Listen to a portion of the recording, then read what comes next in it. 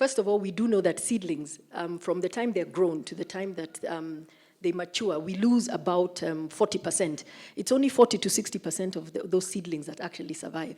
So again, with a strategy like this, we'll be able to see how do we make sure that we increase that capacity, because you've seen everybody's going around and planting the seeds, but we're wasting that effort.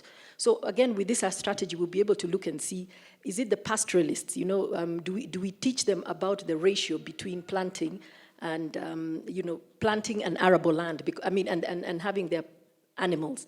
There's also so much that gets done that doesn't get recognized because we don't make so much noise about it. In the private sector, we tend to do things and keep quiet about it.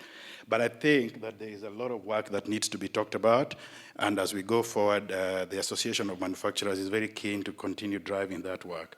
And so we've committed a lot of things. It's very difficult to talk about them here. I'll just mention one. As a sign of that commitment, we've recently signed a framework of cooperation with KFS that will see us provide a structured approach to nurture trees and plant at least 10,000 hectares of trees in degraded areas in the next 3 years. For us, we have embedded this into our strategy as a business, and I personally feel as business leaders, we have to own this agenda, as you've heard. It is not just about the government taking this responsibility. We as private sector leaders have to drive this, show and lead by example, and also put our money where our mouth is, because it makes sense for us and for future generations. So as ABSA, we have committed, albeit to the shock of my team, to plant 10 million trees over the next 5 years.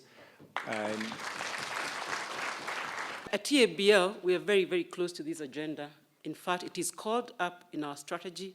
Every function, every individual has something to deliver in their performance objectives to do with sustainability. So therefore, starting with water, I think it's no secret that our biggest input in our products is water.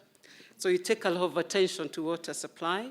We give replenishment in terms of, we have a project called Water for Life. We provide water via boreholes, etc.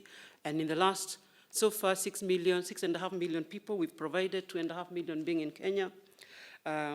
We've then got a lot of other things to do with water, especially tree planting. Just in the last 18 months,